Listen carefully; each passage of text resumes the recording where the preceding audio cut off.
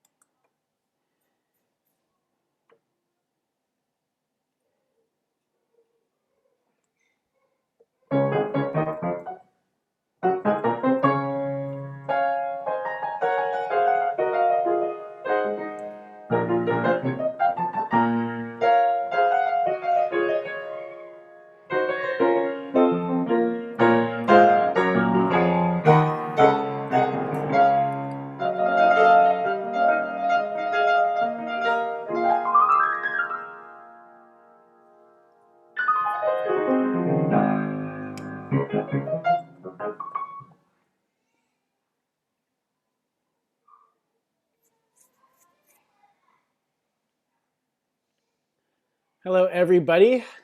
It is 7 o'clock, so we are once again on this Monday morning joining BCCO for a variety of different activities and listening, examples, etc.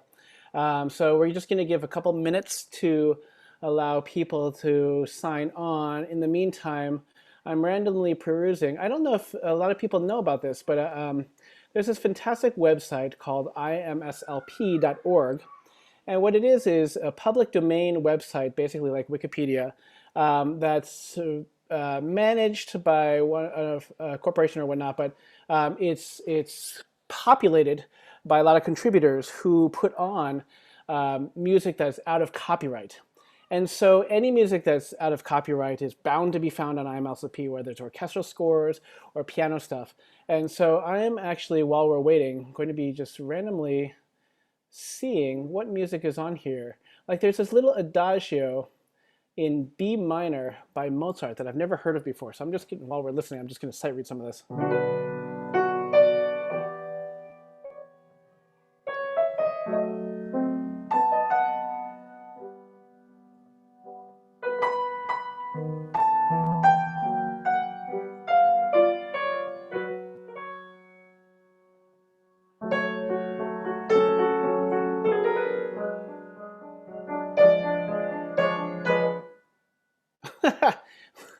That's really interesting. So So Mozart's really interesting because he mainly composed in major. Most every single work of his is composed in major. And the only times he really composed in minor was when he wanted something truly dramatic, or he had life circumstances that really wanted to that he needed to express a need. Like when his mother passed away, he wrote the A minor piano sonata.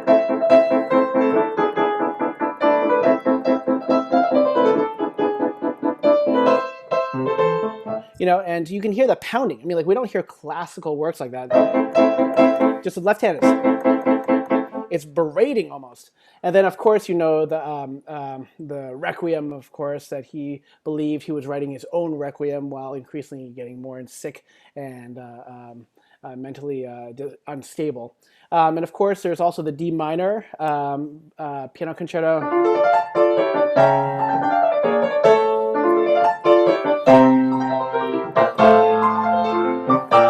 It's very, very dramatic, and it's got a fantastic second movement. But this little piece was this adagio that was on IMSLP because it's free, but it's a fragment. Means what I just played, which was about, I would say, 20 seconds or so, was actually the entire thing. It starts the very ending.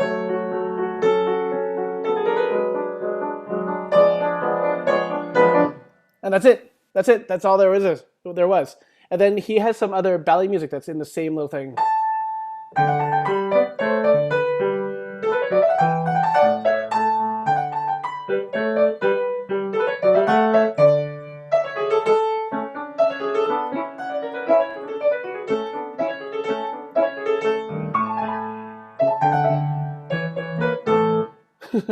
And that's it. But like Beethoven, Mozart, obviously we have a lot of his sketches, a lot of his music. Brahms, exactly the opposite. Brahms hated any music of his to be published or to be seen, except for the eyes of Clara Schumann, as we mentioned before. So we actually don't have any of Brahms's drafts because he destroyed them all. He wanted people not to be able to see his thought process. And of course, with Beethoven, we have every last bit. He wasn't really discerning, and he kind of left his paperwork all over the place. And then, as you know, with Mozart, Constanza, when she was quite poor after Mozart had died, actually tried to make a bit of money by selling his music. And so it became much more public, obviously, when Constanza let that music go. So while we're just waiting just a minute more, there's this piece by Gounod that was all here, the Fantaisie Caprice Brillante au printemps of spring, to spring, fantasy, a brilliant fantasy, and it's by Laybach. Oh, interesting. After a melody of Gounod. So that's interesting. I'm just curious what this melody is. So I'm just going to play it while we just sit here. And again, I'm sight reading, so please don't expect a lot.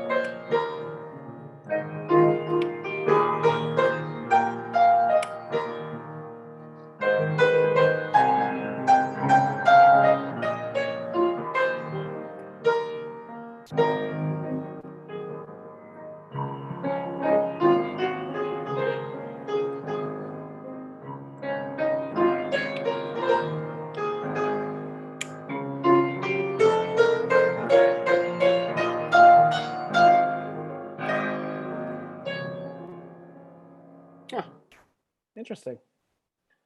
I realize that my music is being played through these headphones, and so I don't know if that sound quality was very good, but I am going to get started now, and so I'm actually going to take off the earphones.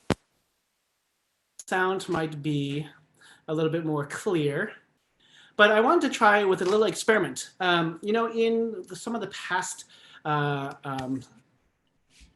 sessions, I've talked about how we set words and how each language and the culture behind the language affects the music that is written.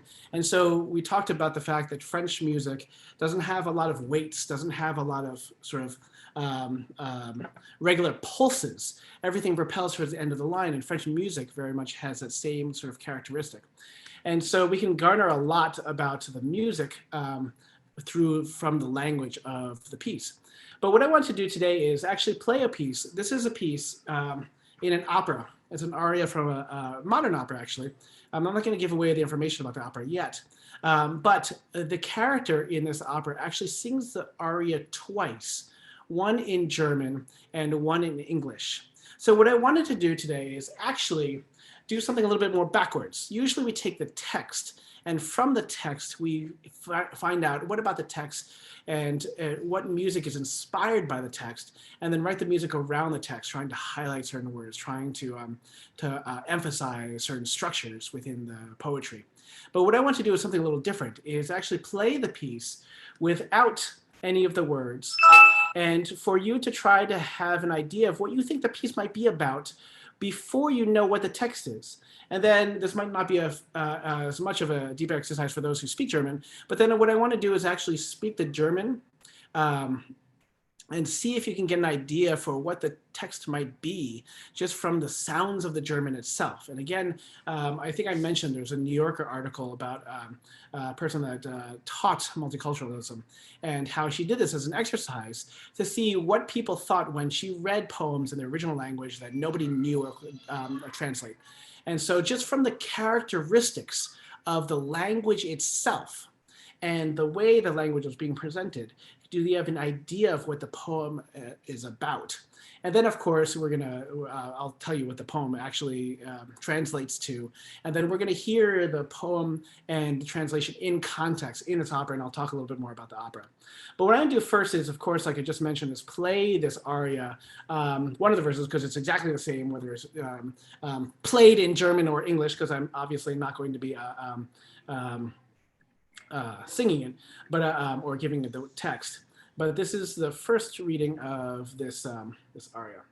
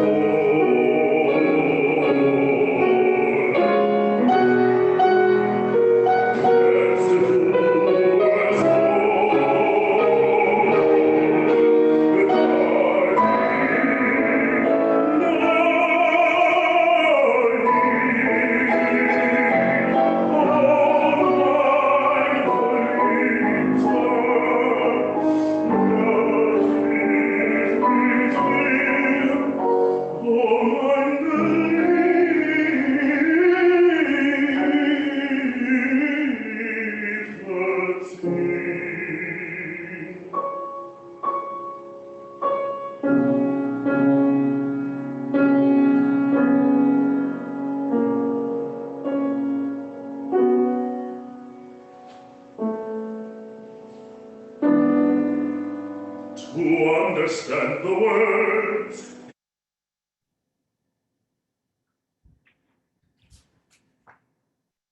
Are we stopped? Ah, okay. Yes, we're stopped. Okay. So we skipped a step. So we heard it in the original German in the aria too. But you can get an idea for the characteristics of the music, of course. And the harmonies are really, really fantastic. So I'm going to play on the piano a little bit just to hear some of the harmonies by themselves without the voice. But you're going to hear all these incredible suspensions. And even though this is sort of where we have a breakdown of harmonic function, and so a lot of what we learn in music theory in school as musicians is what Western harmony is built upon. It is actually codified by Bach all the way back then. And so he had his chorales, and it's not like he had written and known sort of this idea of music theory as we teach it.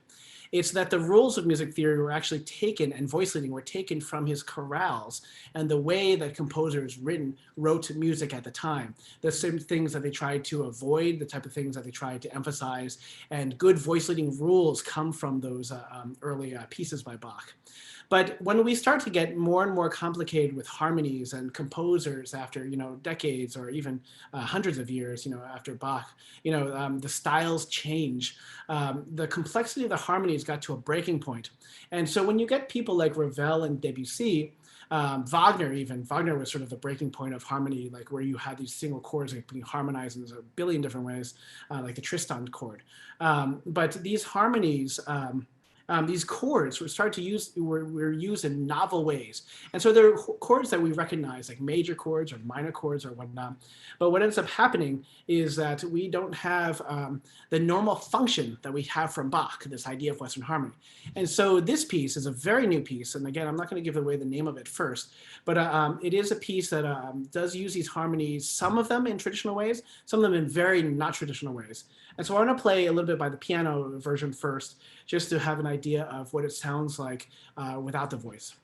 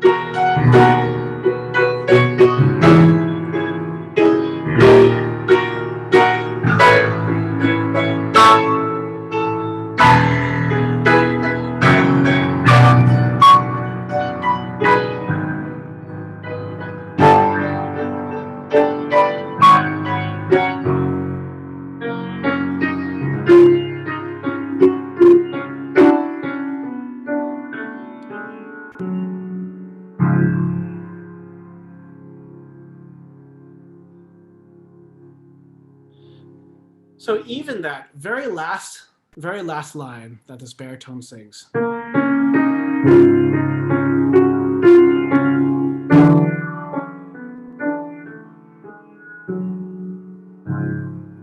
Makes absolutely no sense harmonically in traditional Western harmonies. The added notes,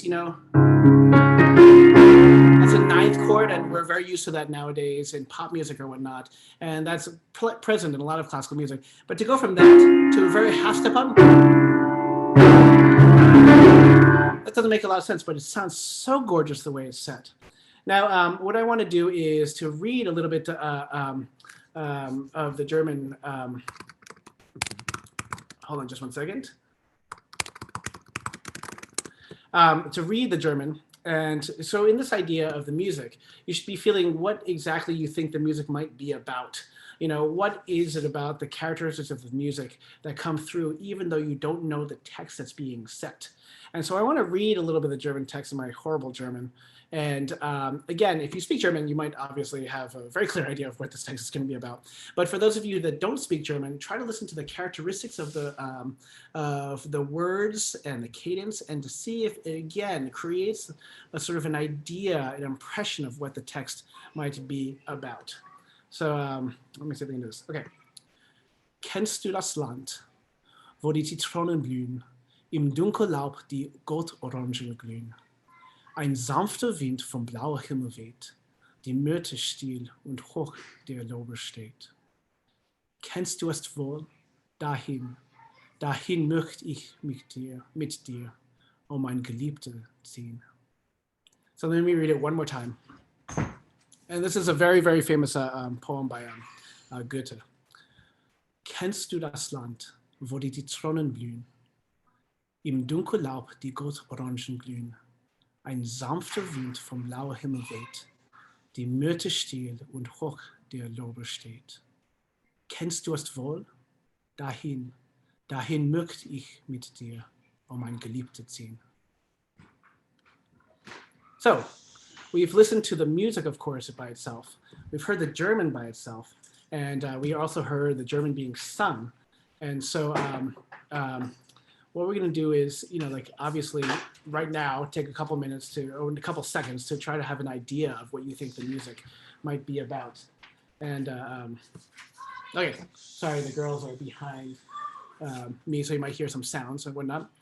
But then we're going to have Christian play the aria in context from the very beginning, the German aria that you just heard first, followed by the English translation on top of the same music. And then I'll obviously read the English after that, just in case it's difficult to hear what is being said. So yeah, Christian, we can start again from the beginning.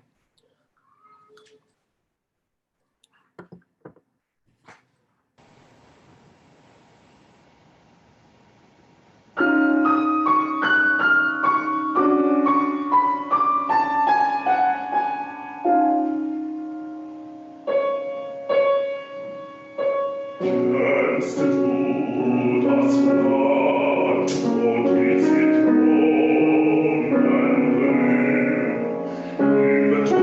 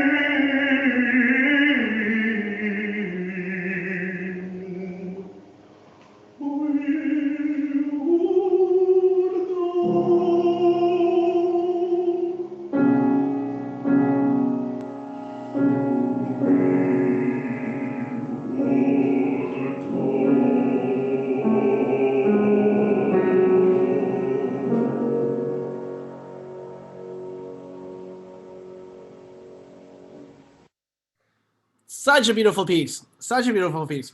So this is, I'll give you a hint, but in college class or something like that, or appreciation class, this would be the time of discussion where we listen to, we take questions or comments from people about what they heard in the music, what they heard in the text, and how both those things came together and how they felt the composer felt it.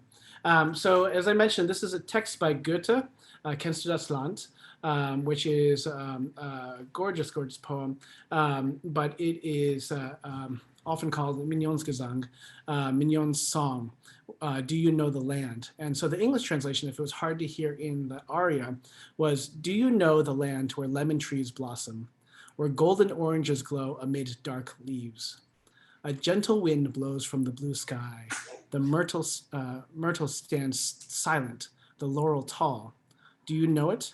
There, oh, there I desire to go with you, my beloved. And the poem is much longer, but this is what's traditionally set. And this is set by Marco Adamo in his opera Little Women. And so if you know Little Women, there's a German teacher that is singing this and is absolutely gorgeous. And of course, in the story, sings it twice, because sings it once in German and then translates it directly into English. So it's a really, really beautiful piece. But, you know, there's a lot of words that it can be colored quite a bit.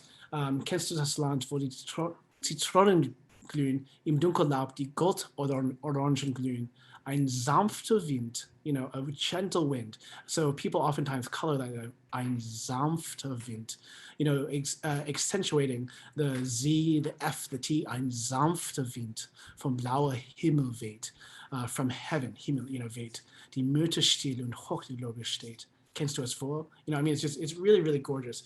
And as we mentioned, you know, there's many, many singers really bring out those subtleties that really make the text really gorgeous. So he, in Mignon's song, this is actually specifically talking about Italy.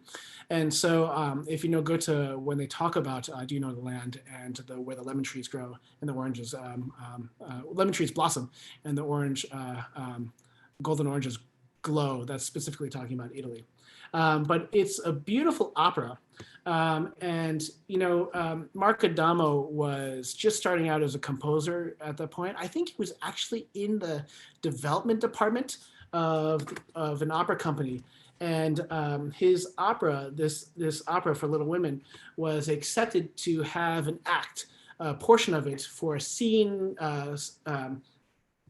the premiere of a scene. And many opera companies do this quite a bit because, you know, it's very, very expensive to produce operas, and they really want to know that they don't want to bet $500,000 or $2 million or whatever it is to produce an opera nowadays on pieces that they don't really know. And so they workshop operas just like Broadway plays workshop plays for previews.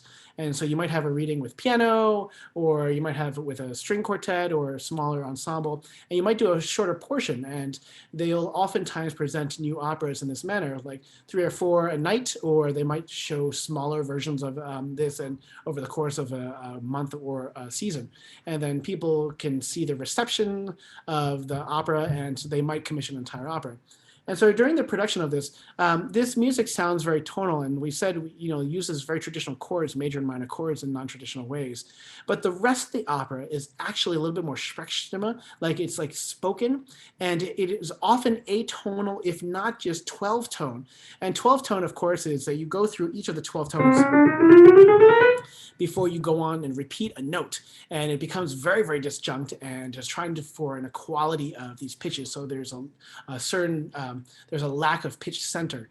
And so Mark Adamo uses uses tonality as another tool for composition. And so oftentimes pieces that are a little bit more casual or don't have as much importance are a little bit more atonal than they are tonal. And then when there are moments of emotional depth, of which this is one of those, where Joe is being serenaded by this German professor, that he has music that's much more tonal. And so this is actually one of the high points before this and Beth's death, I think. So it's a really, really gorgeous opera. And if you haven't had an opportunity to check it out, I think that Patrick Summers, who has conducted San Francisco Opera many times, their premiere recording. Sorry, I forgot about one part of the story is that the music is so atonal that during the scene preparation, the coaches for the opera, with his young upstart composer Mark Adamo, basically told them, your music is just way too difficult. There's no reason why this needs to be atonal. We really think that you should rethink how you compose, right? And the amount of work that they put into it, they didn't think had enough payoff. And what ended up happening is that during this production of this scene from Little Women, it became so successful that Patrick Summers, the music director of Houston Grand Opera, decided to commission Mark Adamo to write the entire opera. And when it was premiered, the entire opera, with its atonal music and all, it actually was one of the biggest hits. And Mark Adamo became an instant superstar in the opera world, and just like Misty Mazzoli right now. And so it's a really beautiful opera, and like I mentioned, Mark Adamo really uses tonality as another tool to represent emotional depth, and so it's something that I would definitely suggest checking out. But this aria, Kennst du das Land, the Goethe poem, is actually set by many composers. It's quite a famous poem itself. And I think Goethe's poem, this, many of his other texts are quite well known, and because he was Germanic and was writing at the time of all these romantic composers, they often set his text as well. So it's something to definitely check out. I'm going to transfer it over to Julia now, who is going to be talking through some pieces as well as doing warm-ups and whatnot. And so, Julia, if you're there, we're going to pass along to you. Okay. Hello, everybody. Happy Monday. So to start, before we do some warm-ups, I thought I would kind of talk through some other projects that I've been involved with some other ensembles right now, namely in the general world of kind of virtual choirs. So I'm sure that you've seen them, the virtual choir kind of pop across your Facebook feed, or you may have seen them coming up on YouTube, or just, I think I see maybe like 3 to 5 a day, because there are so many different choral communities and instrumental communities, and just, bands that are trying to do virtual ensemble related things right now. And I think it's really uplifting to see everyone coming together in a time where we're physically distanced, but still, together in heart. And I think that really comes through in the way that everyone is putting together these virtual ensembles. So I've sung for a couple already. So I've sung the Episcopal Church of St. Mary the Virgin, where Eric Choate is the music director currently. We did one virtual choir for an Easter Sunday anthem. So I submitted both a soprano and an alto track, because you can do that with virtual choirs, which is fun. And then I have a college ensemble that I was involved in undergrad, and all of the all of the alumni of the program got together and, sent emails to each other and put together, we're in the middle, like kind of in the process of putting everything, putting everyone's recordings together, but I submitted a recording for that. And then, in case you don't know, in addition to working with BCCO and then also assisting Eric at St. Mary's, I also am an artist in residence at the San Francisco School of the Arts. So I have been for this past year, and I have been directing their treble ensemble in the vocal department called Anacrusis. And right now we're all kind of trying to keep learning from home. So we've been leading Zoom rehearsals, and I've been creating practice tracks for them to learn their music that we kind of started before school officially closed, and with the goal of putting together a virtual choir together. So I thought, like, in case you've ever seen these virtual choirs come across your feed, I thought I would share kind of some of the like work that goes in behind the scenes in case you're not a techie, but might have been kind of curious about how this all works together. So I'm going to try and share my screen and see if that works. So here we go. Yeah, great. So first, to kind of help everyone learn their parts, because we did start some of this music before, as I said, before school officially closed, but there was still like half of the music that we hadn't even touched when we were in person. So to help them learn the music, I put together some practice tracks for them to kind of follow along with. So this is GarageBand. If we've never used this, this comes with many Macs, and it's like an audio editing software. And so I've recorded both like piano parts of all of the different voice parts as well as vocal parts. So I've played and sung together and then recorded them separately, so that I can export them in many different ways. So I can export, let's say that I just want the A2 part just focused on, so then I can just select A2 piano and A2 voice. So the alto twos can just have their focused part together. Or say like to give them an opportunity to sing with other voices right now, I've given them many different practice tracks where like the alto 2 voice part was like at the highest level, where all the other voice parts were at the lowest level, so that you still hear your voice part focused, but you still feel like you're singing with other voices and the rest of the choir.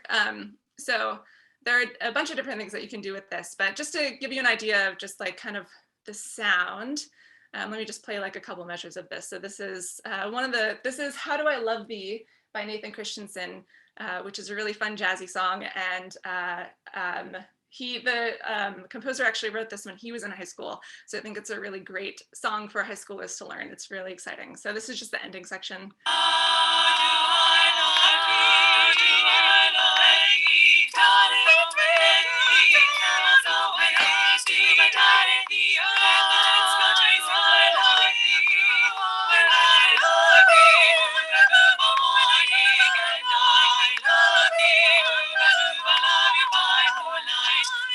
So I'll stop there. It's kind of a long song, but that gives you just the idea of kind of what part tracks look and you know what they look like. So, and as I said, like you adjust the volumes for different tracks. So alto 2 parts can just have their focused track. This is the final version where I put all the voice parts together at like, you know, kind of balanced. And then also uploaded that in case they want to hear what it sounds like in full context to sing their part as part of the entire chorus and ensemble. So there's that, but then a lot of, because this song is kind of jazzy and swung and has a lot of syncopated rhythm, some of the singers expressed some interest in maybe, you know, having some more visual aspects, because part of having online rehearsals is that there isn't as much opportunity for like questions to say, oh, I didn't get that, can I try that again? Or even for me to hear them and give feedback. So just in the effort to give them as many resources as possible, they also requested like a score track version. So I'll show you that too really quick. This time, I don't know if I clicked it last time, but this time I will share sound. So this is the same song. So this is like, I had to go in through a music notating software and notate all of the music so that it would have like a scrolling score effect and record my screen. And then I took that video and put it into, like, attached it to the audio track so that they had a visual and like auditory kind of thing to listen and practice with, especially if maybe like they didn't have a hard copy of the music before school closed. So this is a great way to make it accessible for everyone. So this is just an example, quick. How do I love thee? Let me count the ways. I love thee like the earth and skies, and will through all well I love. So that's just a little segment, but that was an example of like the alto 1 focus part. So the alto 1 was coming out of the context, but you still kind of heard the other voices in the background. So this is some resources that I've given some of my students to help them learn the music, but also eventually when we are ready to put that virtual choir together, they will listen to these practice tracks while they're singing and recording themselves so that we can make sure that everyone has that same tempo.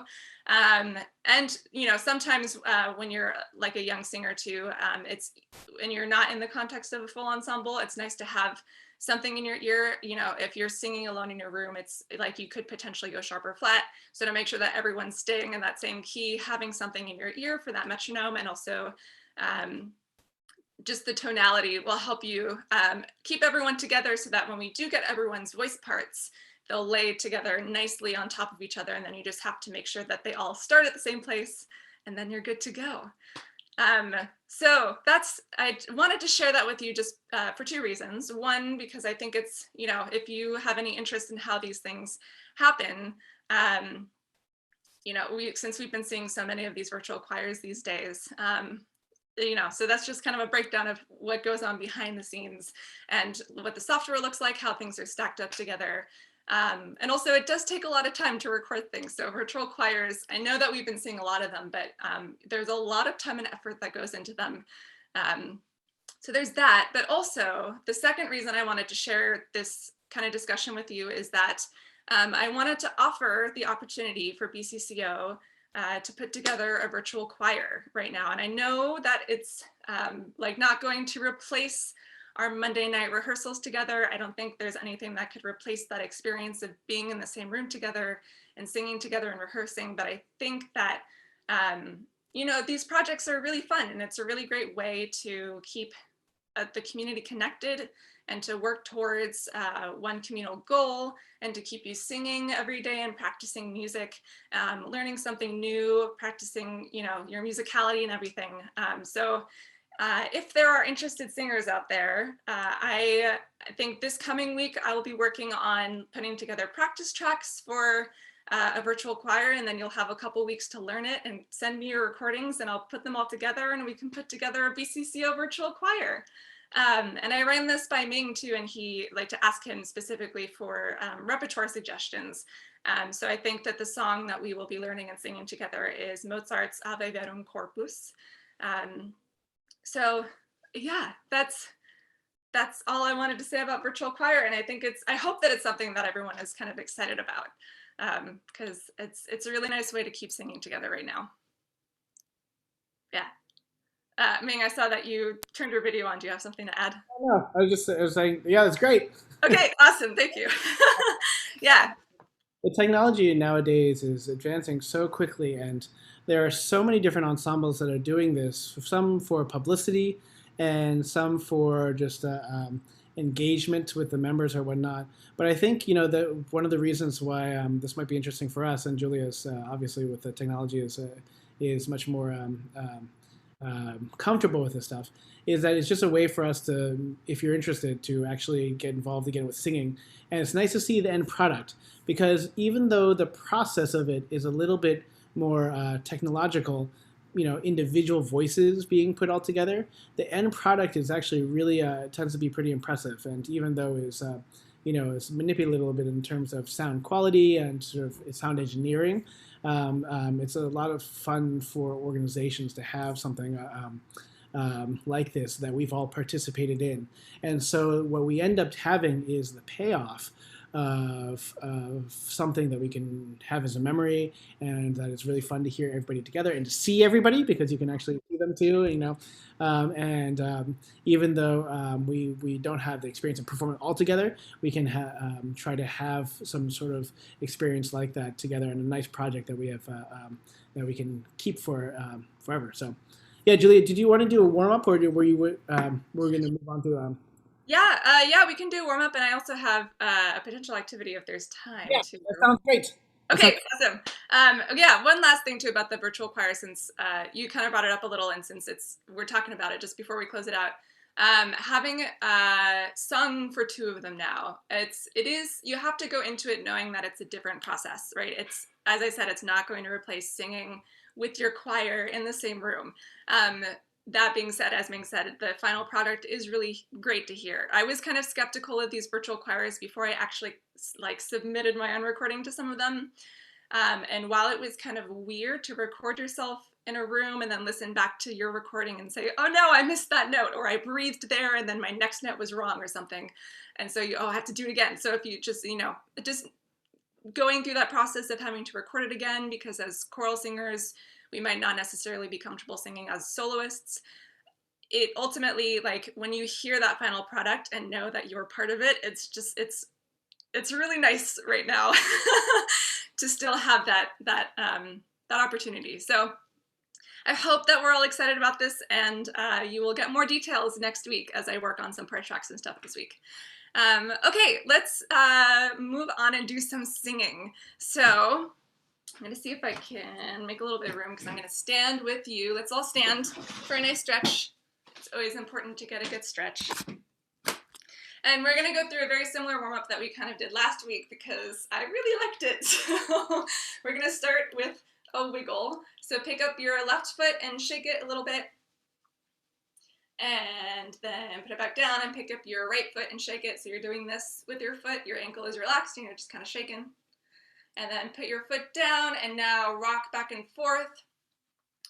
You're rocking your weight back and forth and just kind of stepping back and forth. And that will step you into a nice good standing position. So your feet are approximately hip width apart. Once you've found that place, go ahead and plant your feet firmly on the ground. Bounce your knees a couple of times to remind yourself not to lock them. And then let's bend our knees one more time. And as we come up, bring our arms up. And let's lean over to the side like a ballerina for a nice good stretch. And then over to the other side. Nice deep breaths. And then come back up to center. And then let's bring our arms down into that good old cactus position and lean back slightly so that gravity will pull your shoulders back for you. Don't forget to breathe nice and deep as you stretch. Excellent. Let's bring our arms down. And then very slowly and gently roll your head down so that your chin is coming down to your chest. And inhale and push just a little bit more. And then exhale and push your head down even a little bit more. Stretch the back of that neck. Inhale and push even more. Exhale, keep going. Stretch, stretch, stretch, stretch. Inhale, exhale, and then on your last inhale, very slowly roll up on a good inhale. And then now that you're back to the top, roll your shoulders back. And then roll them forward and then just kind of shake everything out. And now we're going to do some consonant work. So these should be familiar to you because I think I brought them out a couple weeks ago. But we're going to say 4 P's and then 4 B's and then 4 of a combination. So just to refresh, it'll be p, p, p, p, ba, ba, ba, ba, p, ba, p, ba, p, ba, p, ba. And what we're looking for is we're trying to be very conscious of where in the mouth your consonants are happening. So you'll notice that they're all paired together depending on where in the mouth they're happening. So with the P and the B, it's the same place with the lips. One is voiced and one is unvoiced. So focusing on that placement, but also thinking about your breath support and get your belly engaged, get that belly action going. So we don't want the consonants just happening from but down here. There should be lots of air coming out. So here we go. 1, 2, ready, and ba, ba, ba, ba, ba, ba, ba, ba. Great. Okay, here's the next one. And v. Both of them bring your teeth and your bottom lip together. So same thing. 1, 2, ready, and v, v, v, v, v, v, v, v. And then our next one is T and D. So both of them bring the tip of your tongue up to your hard palate, so the top of your mouth, the roof of your mouth, as we call it. And same thing, really good belly engagement. Don't forget to get a really nice good umph with your breath there. Here we go. 1, 2, ready, and t, t, t, t, da, da, da, da, t, da, t, da, t, da, t, da. And last one, to get our breath support, going even more, k and g. So k, k is just that back aspirate sound, so we don't actually want a vowel, k, just k, just straight K sound, and then the G, you can add a little bit of that vowel behind. So k, k, and g. Here we go. 1, 2, ready, and k, k, k, k, g, g, g, g, k, g, g, g, g. Awesome. Okay.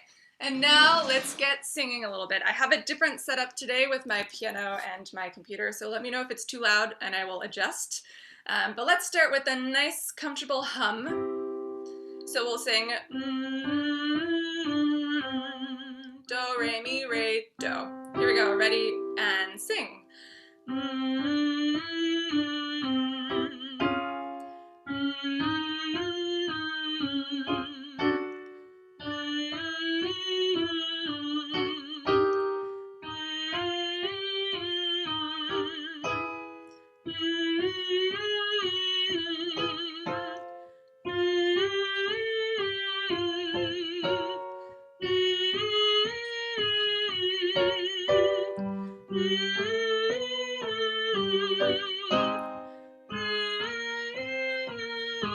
Last one.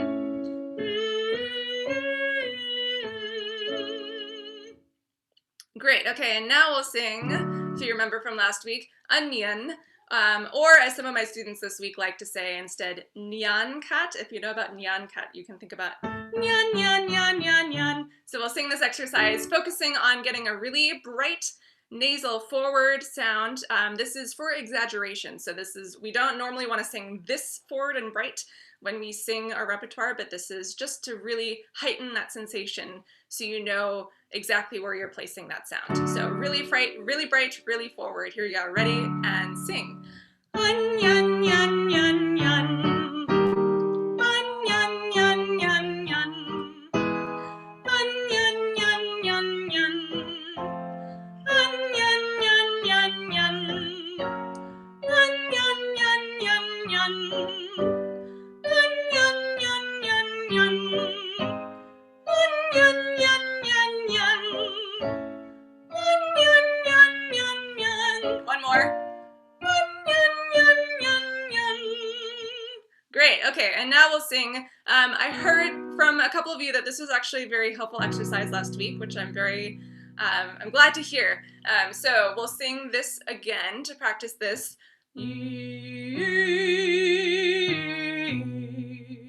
So focusing on phrasing so that that top note doesn't pop out so much, but kind of blends into the whole structure of the phrase.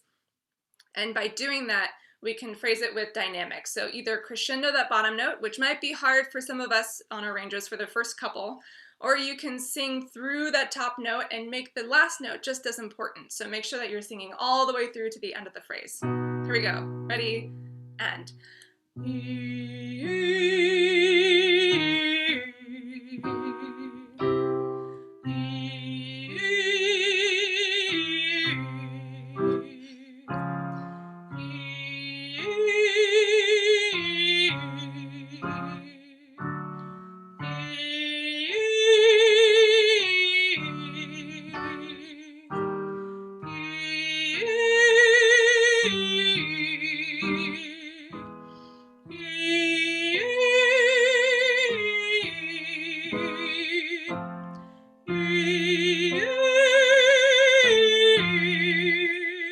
We're going to keep going, but I'm just going to say something here. So if you are focusing on that last note, that's great if you're kind of crescendoing over the top. As we get higher and higher, it will be easier to think about making that first note that you sing nice and big so that it almost comes out as even volume to that next high note. So if you really make that bottom note nice and warm and big, it will help you pop up to that next higher one, because you're setting yourself up with that support on that first note so that you're setting your phrase up instead of thinking, oh, I'm safe because this first note is easy. This second note is the one I have to put the support on. I think that's what sometimes gets us that pop at the top. So really bring that breath support, bring your support down to that first note and support that, and then grow into the next one. So here we go. We'll continue on this exercise. Ready? And.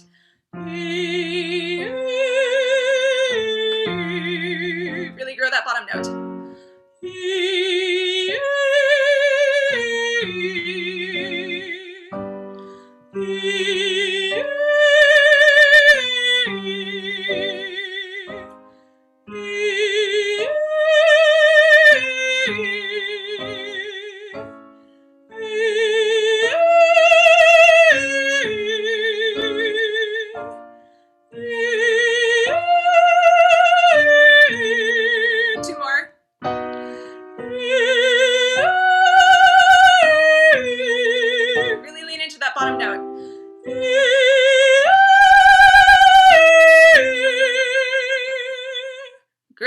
and then now we'll go back down and do one kind of quick one, and then we'll go on to an activity. So we'll sing a very familiar one, Z, oh, oh, oh. So we're focusing on that legato half of that first phrase, but making sure that those fast notes are also defined, so we're not slurring through them. Z, Z, Z, oh, Z, oh. See if you can get that definition of that the fast notes going up, and then nice staccato support on the way down. So make sure you're using your belly for those short notes on the way down. Here we go. Ready and go. Z, oh, oh, oh. Z, oh, oh, oh. Z, oh, oh, oh. Z, oh, oh, oh. Z, oh, oh, oh. Z, oh, oh, oh. Z, oh, oh, oh. Z, oh, oh, oh. Z, oh, oh, oh.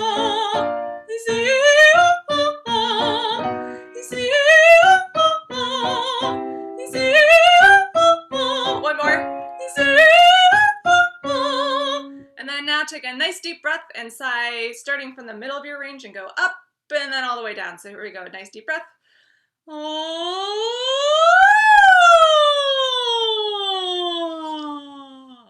Okay. So now for a little activity. When Jennifer Paulino was visiting us in our rehearsal, our Monday night gathering, she did this wonderful activity where she sang and then we harmonized on top of each other, from our home. So we would harmonize on top of what she was singing. And so Ming thought that it might be a good idea to have kind of like another interactive thing. So I have a round that I have today that we will learn together and then sing together as well. So here I'm going to share my screen one more time. This song is really beautiful. I think this will work for most of our voice ranges. For tenors, instead of popping up the octave, you might have to just stay in that same octave each time. You'll understand as we start to sing this. Some of you may know it already. I was just introduced to it this past September, so it's like, I'm so glad that it was because it's so beautiful. And we're going to sing Havana Shira, which means come let us sing now, sing Alleluia. And it goes like this. You can sing along or you can listen to it first. Just so you know, the first line, we'll sing through the first line and then we will sing down to the second line. So you notice how they're numbered 1, 2, and 3. So instead of being as one would sing this all the way through as regularly you would with a round, you sing that top line and then you jump down to the second, sing that second line, and then jump down and sing that third line. Basses, obviously, we're doing this down in your octave too. So we're gonna start here. You can sing with me or listen to it all the way through first. Havana Shira, Shira. Second line. Havana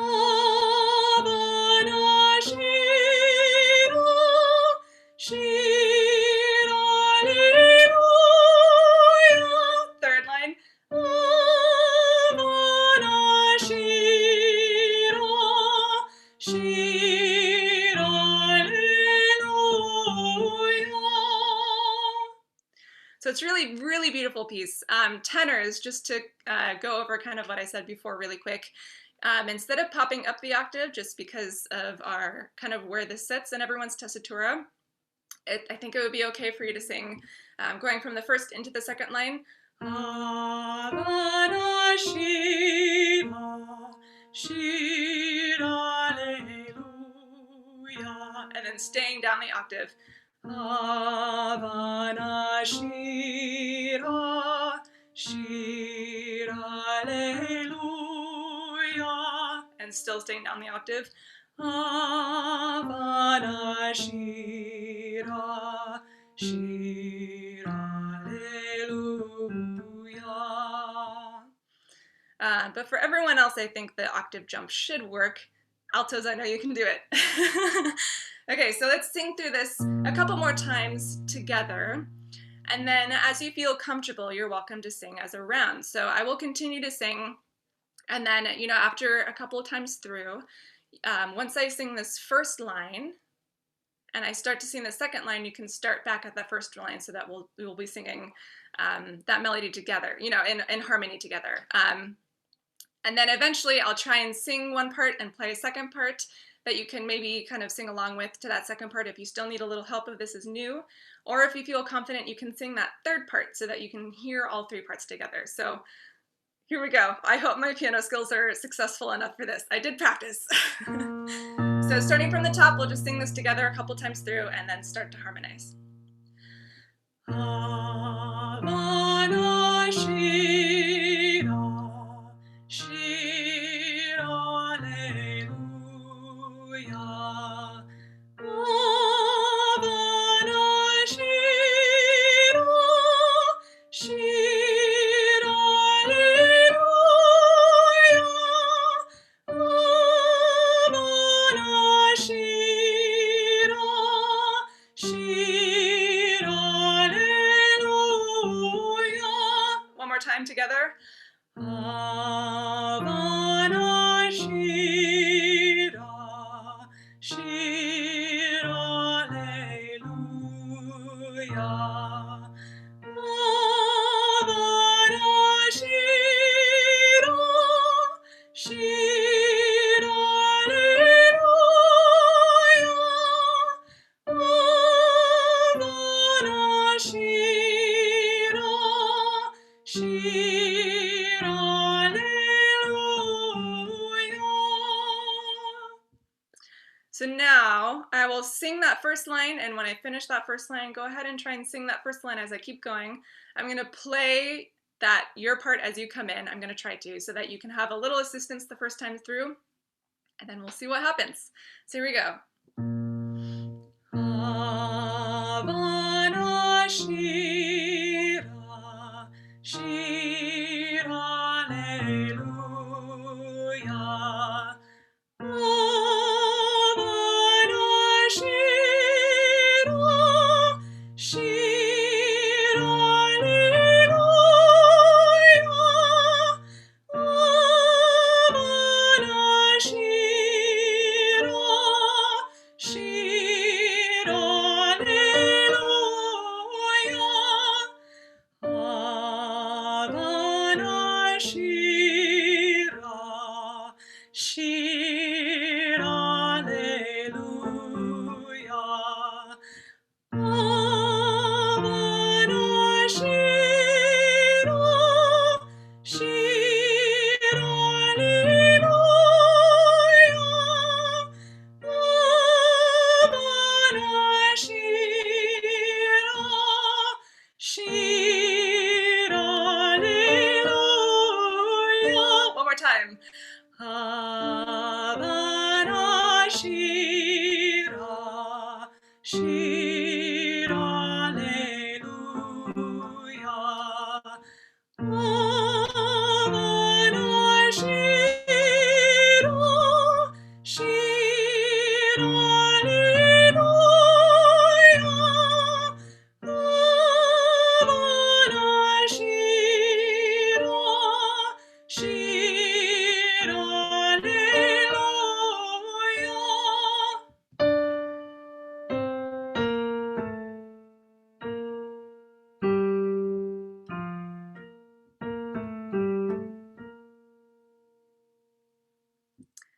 I hope that was something that you were able to follow along with and have fun with. And that's all that I have for tonight, so I'll pass it back to Ming. Hi. I've changed environments. Now I'm outside now that the baby is sleeping. But we're really excited to have as a guest for tonight's BCCO session, Caitlin McSherry, who has been our concertmaster for the last few years. And you might not realize it, but the concertmaster is such a critical role that we conductors don't like to talk about this. But the general rule of thumb is that the conductor has 50% of responsibility for the success of the concert, and the concertmaster has the other 50%. It's actually that significant. And so it's you might not be aware, but string players in the orchestra, there's a very strict hierarchy that is set up in the orchestra itself. And so, for instance, the concertmaster, as you know, is the leader of the first violins, but is actually the person to which the entire string section, the rest of the orchestra, actually looks to for ensemble and for direction as well. And so, the outside string players, the ones that are closest to the audience, are actually higher up in hierarchy than the inside players. And then the closer you are to the podium, the higher your high, the level in the hierarchy is as well. And so seating is a big issue, but also the inner octet, we call it. The first violins, the first two people on the desk, the concertmaster, assistant concertmaster, or associate concertmaster, the second violin and their stand partner, the violas and the cellos. That octet is a very tight group as well. And so it's really interesting because it creates this sort of net within the orchestra, which everybody's connected. Within the winds, the flutes, oboes, clarinets, and bassoons, it's the oboe that's actually the, quote, concertmaster of the woodwinds. And so the oboe player is the one that leads the woodwinds, but obviously the woodwinds as single players and solo players look towards the strings and ensemble, and for leadership. And so Caitlin has been a member of BCCO for several years, and she's been a fantastic addition. As I mentioned, the success of the orchestra has a lot to do with the concertmaster. And so the idea of the concertmaster trying to set a tone, trying to set from technical viewpoint and musical viewpoint on a ways to collaborate with a conductor to figure out how to best bring the musicians to one collective a musical and artistic idea has been really important. And there's a lot of very difficult repertoire. And as you know, the orchestra actually doesn't meet until the week of our performances. And so they operate on a purely professional schedule. It is not like they're rehearsing every single week. They are really they have a couple run-throughs of the work that we're working on. They put it together with us. Then we have a dress rehearsal with the soloists and one rehearsal with the soloists and everybody together, and then a dress rehearsal, and then we go. And so I'm really excited to invite Caitlin here, who's going to be playing and talking about some of the pieces that she's playing. And so Caitlin, I'm going to pass it on to you. All right. Well, thank you so much, Ming. It's great to see you all, and it was really fun hearing the vocal warm-ups and everything. And yeah, it's always such a pleasure to play with you guys. I have such a great time. There's so much amazing energy, and Ming, you make it super easy and just lots of fun to play. So I always really look forward to the shows that we put on together. I'm sad we can't do this coming up this spring, but soon enough, we'll all be back together.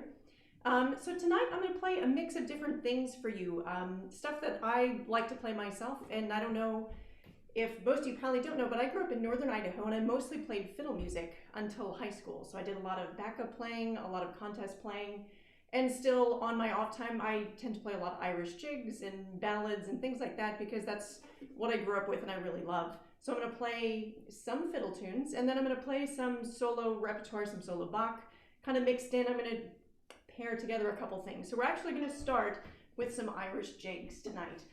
And then I'll play a Bach jig afterwards and some similarities. But one quick thing, something I love about the jigs, there's the lilting quality that you get with Irish jigs especially. And I feel like it really leads itself to a storytelling type of vibe. A lot of them can be, just hard rhythmic type of dance tunes, like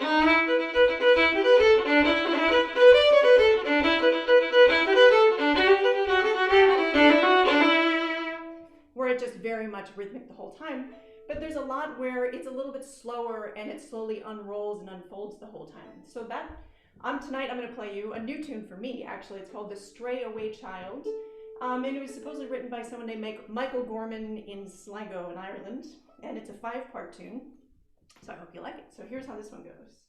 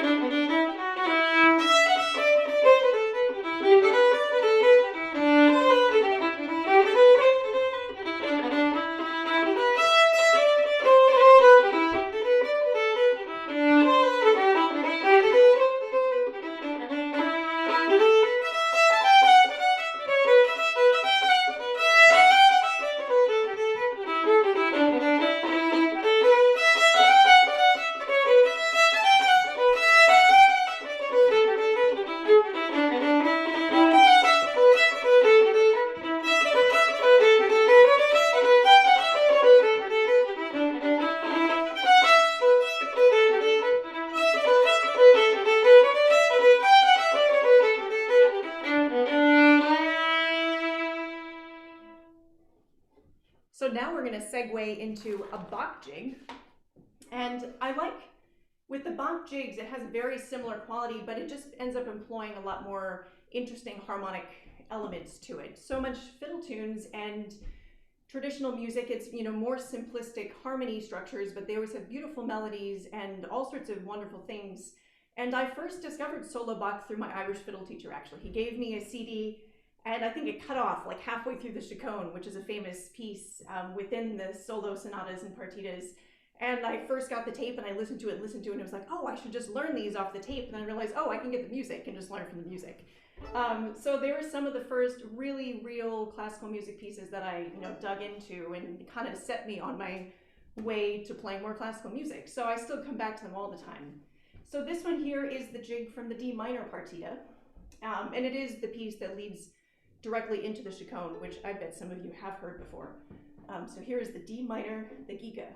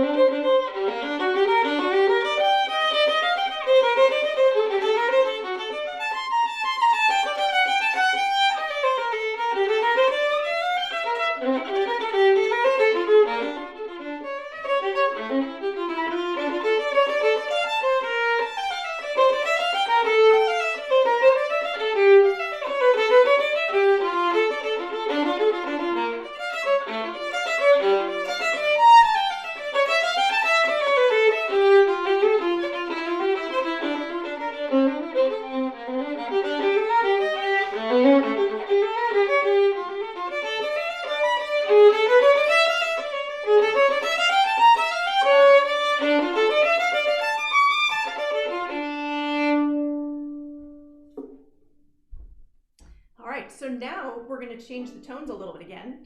And I was going to say, I haven't played a concert in like a month and a half. It's really nice to get to share some music with you all. So the next thing I was going to play is actually, we're now going to go into some waltzes and some slow music. And in the fiddle contest world, you always have a chance to play 3 tunes. And you start with the fast one, a hoedown, and then you play a waltz, and then you finish with a tune of choice. And so we're kind of doing something along those lines. And it's the same type of setup for a concerto or a symphony. You start fast, then you get slow, and then you speed up at the end. So right now we're going to go into a waltz. This was always one of my favorites. It's called the Chestnut Waltz. And it was written by Randy Howard, and he named it after his fiddle maker, Mr. Chestnut. I don't know his first name. And this one I learned from a good friend sitting in a parking lot. That's all I really remember. I don't remember who came up with this particular version that she knew, but this is the Chestnut Waltz.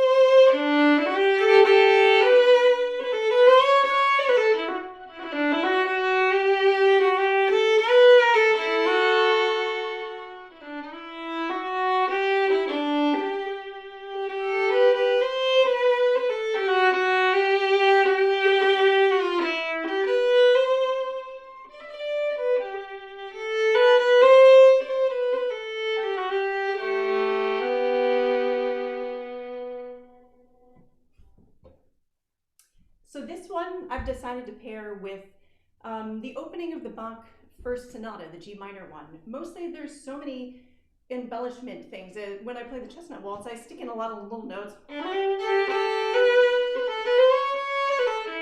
There's a lot of ornamentation in there, where the real tune is really quite simple.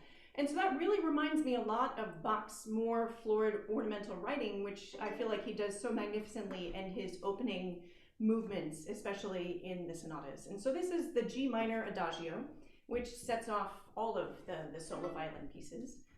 And that's how it goes.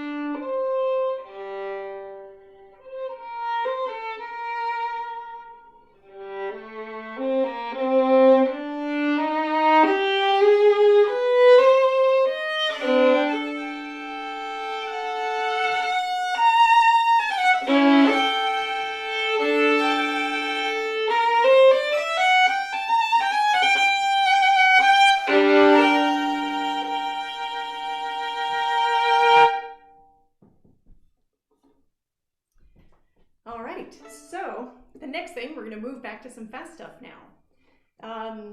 The next one I'm going to play is a Texas tune now. It's called Cattle in the Cane.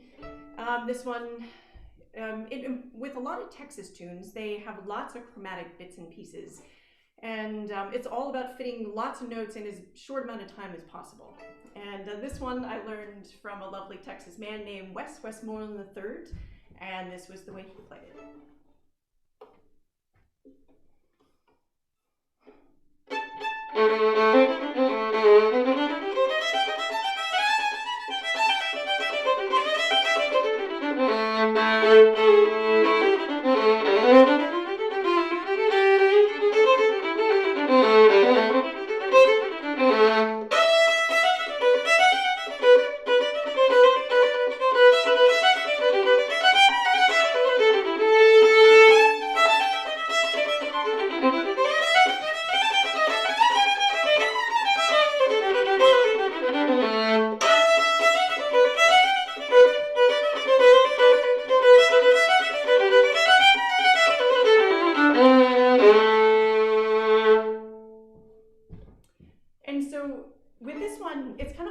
Tune is because there's so much ornamentation and variation, but we finally get to it,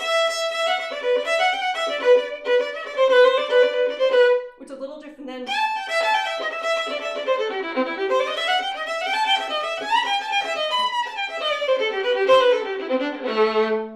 and so something like that, it's a lot of the players themselves or the composers that decided to put their own take and flair on something that was a very simple or very familiar tune.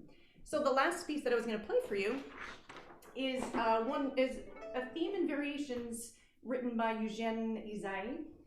It's called The Dance of the Shadows, and it's a saraband, and it starts really quite simply, and then little by little he brings in some more chromatic elements. He has a minor section, and then it finishes with a grand finale of the same way that we started in the very beginning.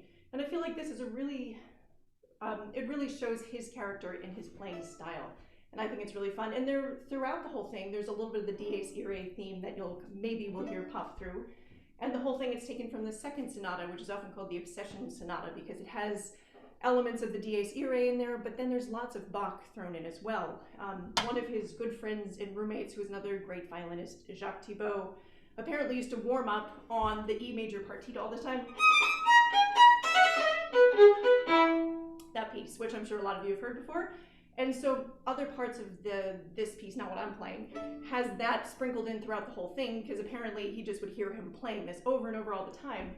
And so he throws it in there, and that's why it's called the Obsession. And then he takes those elements, but a lot of it is very inspired by Bach and has a lot of theme and variation. So I thought it would be a nice way to kind of close out our mini little concert.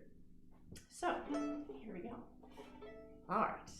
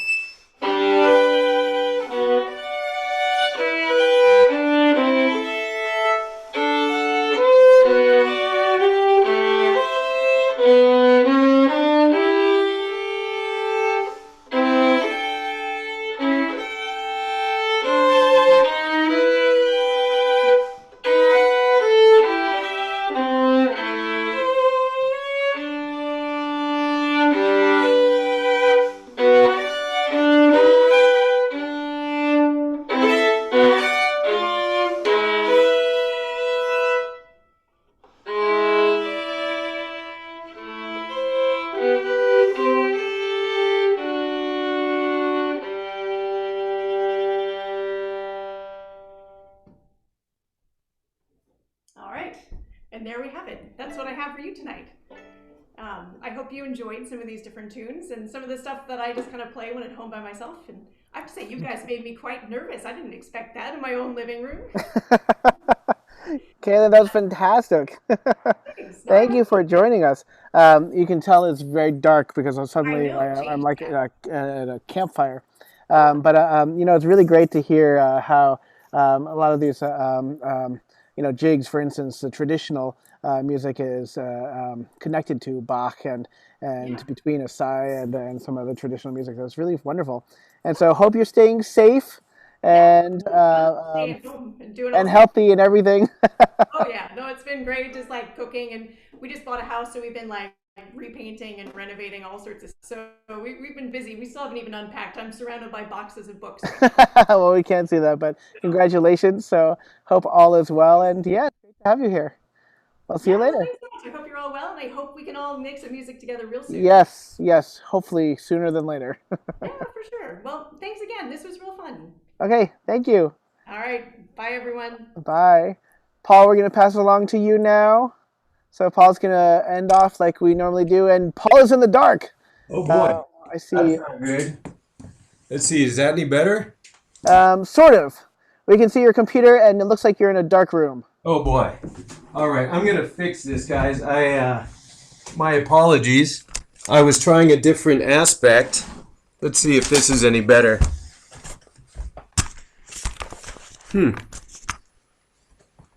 I am not sure what's going on with my picture.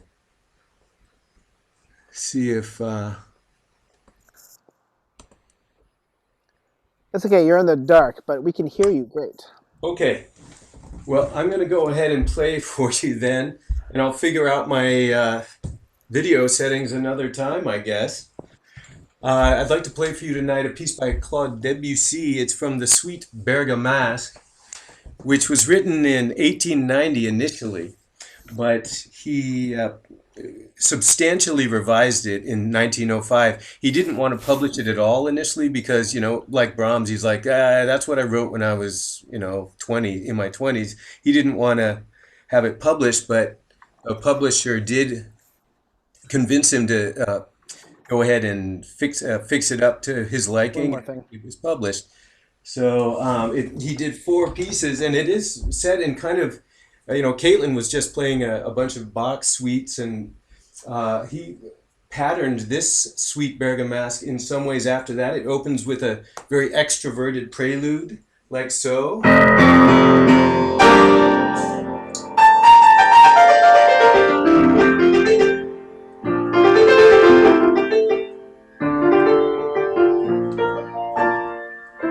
And then he follows that with a rather peculiar minuet.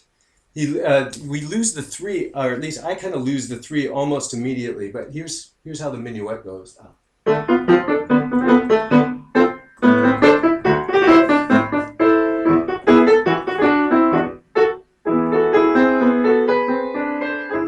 goodbye to the 3 here.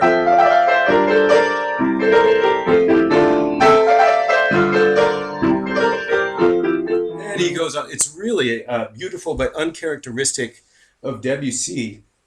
And that, of course, is followed by the piece that everybody knows, Clair de Lune.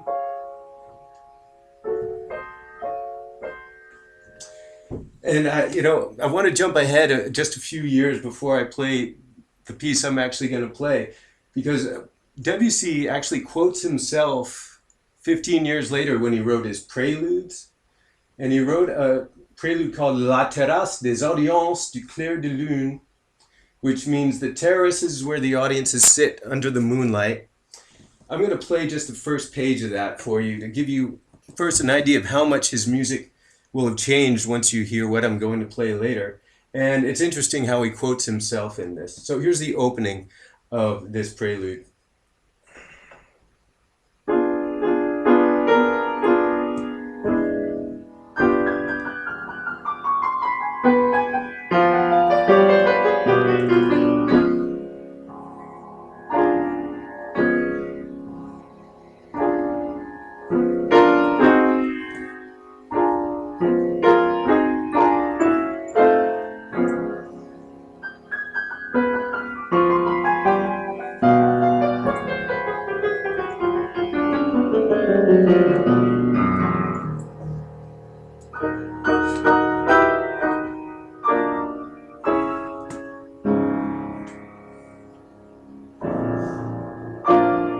And that's right there. That's what passes for a cadence for Debussy in 1915.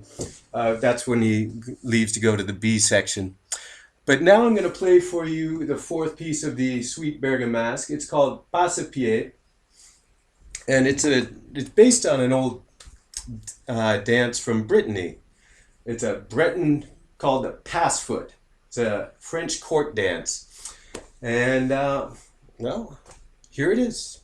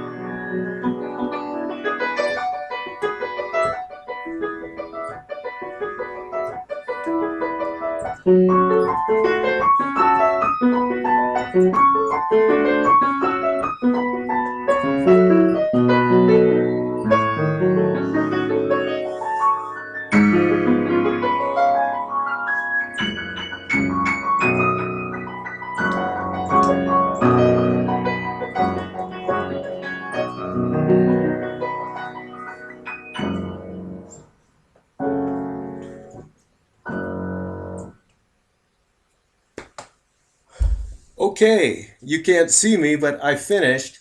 Let's move along to our sing-along for the night.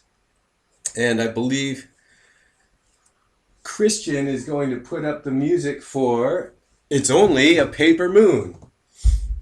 Now, I'm sure most of you have heard this, certainly have heard the chorus, but I don't know about you, but I never heard this verse before. I didn't hear any recordings of it, so maybe we'll all sight read that together tonight. Paper Moon was written in the early 30s for a musical called The Great Magoo, which failed after 11 performances. I shouldn't say failed, that's kind of mean, but it didn't do well. 11 performances. But it was rescued by the producer Billy Rose and appeared in movies and such as that. It's really a nice tune. And Harold Arlen, of course, went on to write The Wizard of Oz. So wonderful stuff. And let's all sing it together. It's such a short tune. Let's take the repeat. Okay.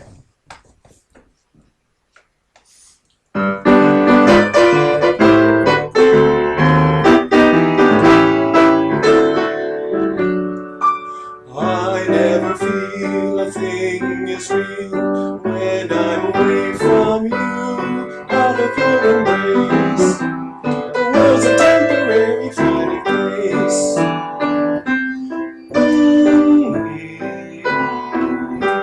A bubble for a minute. You smile. The bubble has a rainbow in it. Say it's only a paper moon, sailing over a clouded sea. But it wouldn't be make-believe if you believed in me. Yes, it's only a canvas sky hanging over a muslin tree. But it wouldn't be make-believe if you believed in me. Without your love, it's a honky-tonk parade.